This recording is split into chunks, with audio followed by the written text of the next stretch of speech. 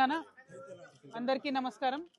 ఇవాళ మరి మొయినాబాద్లో కేతిరెడ్డిపల్లి గ్రామంలో జరిగినటువంటి స్వప్న గారి యొక్క ఉదంతం ఏదైతే ఉందో మొత్తం రాష్ట్ర వ్యాప్తంగా కూడా తీవ్రమైనటువంటి బాధ కలిగించింది మా అందరికి కూడా. మరి ప్రత్యేకించి ఒక ఆడబిడ్డ చదువుకొని లాయర్ అయ్యి ఇవాళ లాయర్ ప్రాక్టీస్ చేసి రేపో మాపో పెళ్లి చేసుకునే వయసులో ఉన్నటువంటి ఆడపిల్లను మరి పర్సనల్ తగాదాలతోని సొంత కుటుంబ సభ్యులే మరి ఈ విధంగా చేయడం అన్నది నిజంగా ఎవరం కూడా జీర్ణించుకోలేకపోతా ఉన్నాం. అయితే ఇక్కడ ఘోరం ఏంటంటే ప్రతి ఇంట్లో ఏదో ఒక లొల్లు ఉంటుంది, అది పక్కన పెడితే పోలీస్ వాళ్ళకి ఎన్నిసార్లు కంప్లైంట్ ఇచ్చినా వాళ్ళు పట్టించుకోకపోవడం అన్నది చాలా దారుణం. ఒకవేళ వాళ్ళు పట్టించుకొని సీరియస్గా యాక్షన్ తీసుకొని అంతకుముందే బలంగా ఈ నిందితులను బెదిరించినట్టయితే ఇట్లా ఇంత దారుణం జరగకపోతుండే అనేది మా సంబంధించినటువంటి ప్రతి ఒక్కరు ఇక్కడ చెప్తున్నమాట. సో నేను ఇవాళ ప్రభుత్వాన్ని ఒకటే కోరుతా ఉన్నా, ఇవాళ హైదరాబాద్ నగరానికి కూతవేటు దూరంలో ఉన్నటువంటి ఈ కేతిరెడ్డిపల్లిలో ఇంత అన్యాయం జరిగిందంటే కేవలం పోలీసులు అంటే భయం లేకపోవడం వల్లనే జరిగింది. హైదరాబాద్ మహానగరంలో కూడా గన్నులు పెట్టి బెదిరించి డబ్బులు గుంజుకుపోయేటటువంటి పరిస్థితి కనబడుతున్నది.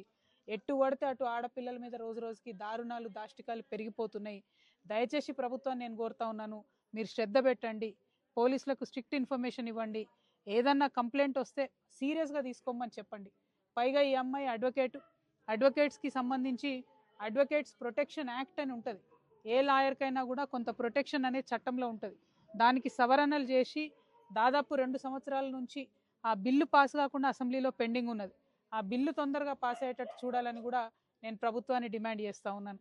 ఇక్కడ ఒక ఆడబిడ్డ మీద ఒక న్యాయవాది మీద జరిగినటువంటి దాడికి తక్షణమే సీఎం గారు స్పందించి మరి ఏదైతే నేరస్తులు జైల్లో ఇప్పటికే పెట్టినారో వారికి శిక్ష తొందరగా పడాలి, ఫాస్ట్ ట్రాక్ కోర్టులో దీన్ని చేపట్టాలి.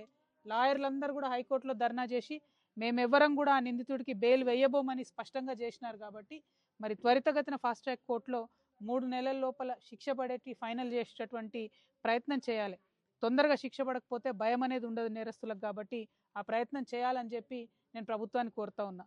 ఇప్పుడు ఆ నిందితులు 4గురిలో ఒక అతను ఆల్రెడీ ఇదివరకే హత్యానేరం కింద ఉన్నటువంటి వ్యక్తి అని చెప్తా ఉన్నారు. కాబట్టి మరి కఠినాతి కఠినంగా శిక్షించాలి, ఆడబిడ్డలకు భరోసా ఇవ్వాలని ప్రభుత్వాన్ని డిమాండ్ చేస్తూ మరి స్వప్న కుటుంబ సభ్యులకు పాపం ఇద్దరు కూడా చాలా ముసలి వాళ్ళు అయినటువంటి తల్లులు ఉన్నారు. వాళ్ళిద్దరికి కూడా వారి పక్షాన మేమందరం నిలబడతాం, గ్రామస్తులందరూ కూడా నిలబడతారు. ఆ భగవంతుడు ఆ కుటుంబానికి ధైర్యాన్ని ఇవ్వాలని చెప్పి మనస్ఫూర్తిగా కోరుకుంటూ థ్యాంక్ యూ. జై తెలంగాణ. ముఖ్యమంత్రి గారి చేతుల్లో ఉంది కదా, ల్యాండ్ ఆర్డర్ ఏమైనా దారి తప్పుతుందని అనుకోవచ్చు ఈ విషయం? 100% అండి. ఈ హైదరాబాద్ మహానగరంలో మొన్న అగ్ని ప్రమాదానికి గురై దాదాపు ఇప్పటి వరకు గత సంవత్సరంలో 22 మంది చనిపోతే హోమ్ మినిస్టర్ అయినటువంటి సీఎం గారు ఆయన్నే మున్సిపల్ శాఖ కూడా ఉన్నది, కనీసం ఒక్కరిని కూడా పోయి ఆయన చూడలేదు, అసలు ఏం జరుగుతుందని పట్టించుకోలేదు. అంటే ముఖ్యమంత్రి దగ్గర ఇన్ని శాఖలు ఉండడంతో విద్యాశాఖ, హోంశాఖ, మున్సిపల్ శాఖ ఏది కూడా కరెక్ట్గా ఆయన చూసుకోలేకపోతున్నారని అనిపిస్తున్నది.